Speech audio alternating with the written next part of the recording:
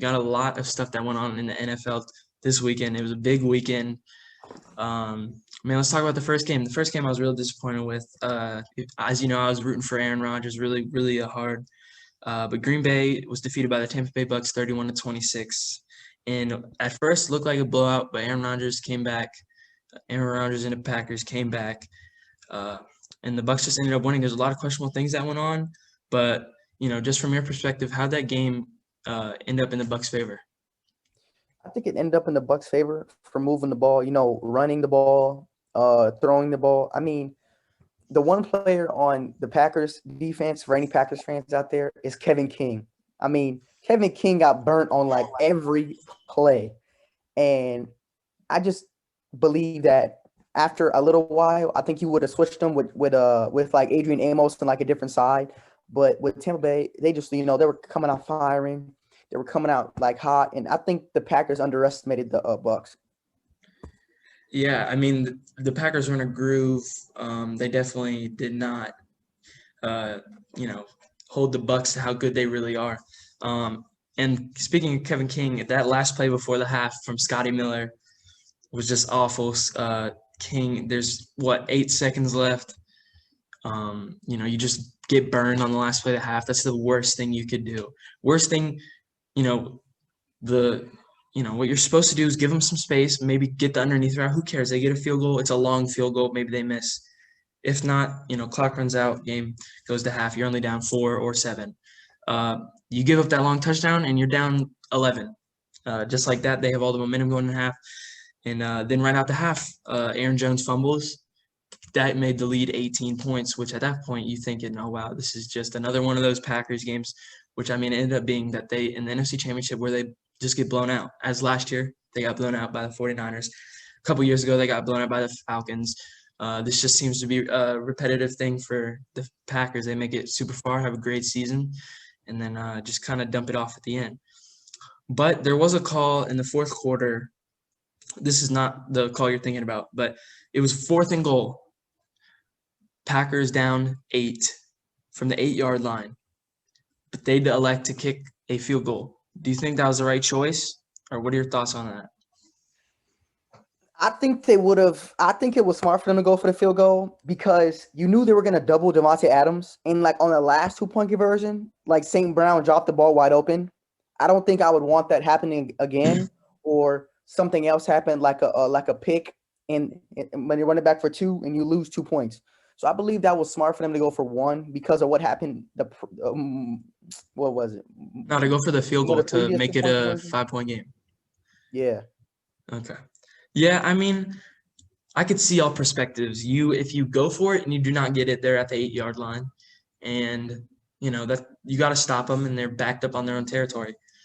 But if you get it, there's always that debate: can you get the 2-point conversion? As you said, St. Brown dropped the one earlier.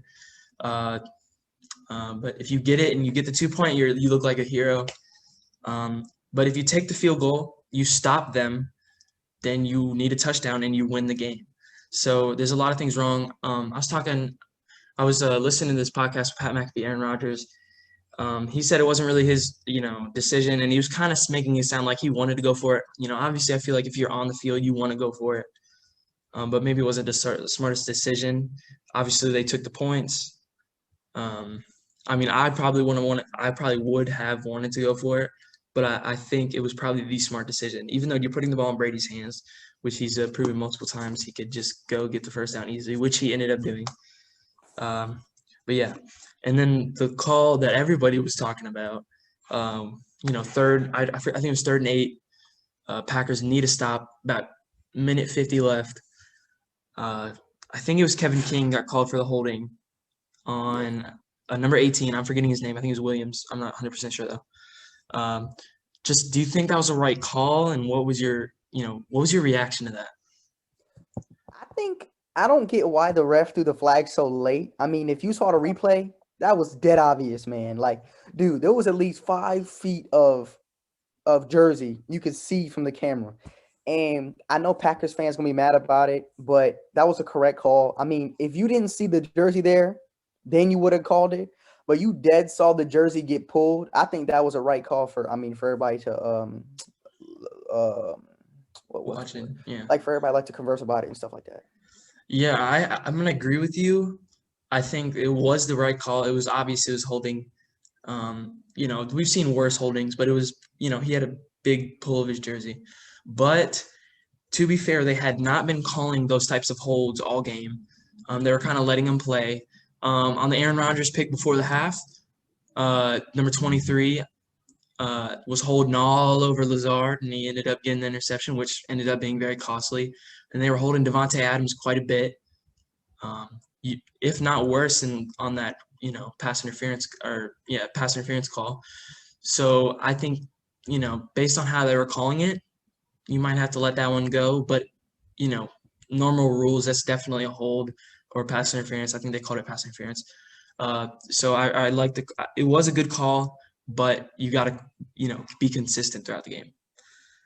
And not only that, the Packers, I mean, obviously that's not the reason why the Packers lost. The Packers had multiple chances. In the fourth quarter alone, Tom Brady threw 3 interceptions.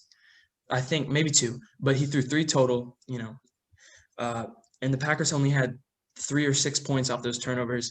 And if you want to beat Tom Brady, you have to capitalize off his mistakes. And that's just something they couldn't do. Who knows whose fault? Just offense wasn't clicking when they needed it. And I do want to ask you, a lot of the narrative is that, Tom Brady's a go, oh, he did it again. But it wasn't really on him. If anything, he was trying to throw the game away. He threw them 3 picks on 3 consecutive possessions in the fourth quarter / maybe into third quarter. So honestly, in my opinion, this was just the Bucs defense really played well. What is your thoughts on that kind of narrative of Tom Brady? I'm gonna totally agree with you because with the Bucs defense, I think it was mostly Devin White because you kind of saw Devin White everywhere. And then the most costly on the Packers offense with the Packers defense was Aaron Jones's 2 fumbles. I get one was recovered by Tanyan, but one was run back by Devin White for 40 yards, but to get a touchdown. So I would think the Bucs defense was amazing. They did not let Devontae Adams get nothing, Lazard nothing, St. Brown nothing. Valdez Scantling got that 50-yard touchdown, but I mean that was an amazing play. I think if you would have put Jamel Dean on him, he wouldn't have done it. But I mean, Tom Brady was taking too much slack for that game that he shouldn't have took slack for. Yeah, I mean, obviously Tom Brady's amazing. He's probably the greatest of all time. Especially with all the accolades he has, especially now making his 10th Super Bowl. But obviously, a majority of that's a team sport. There's 22. There's there's 52 people on the roster. It's not all him. Obviously, he's been a major part of all those teams. And it's just crazy how well his career has played out.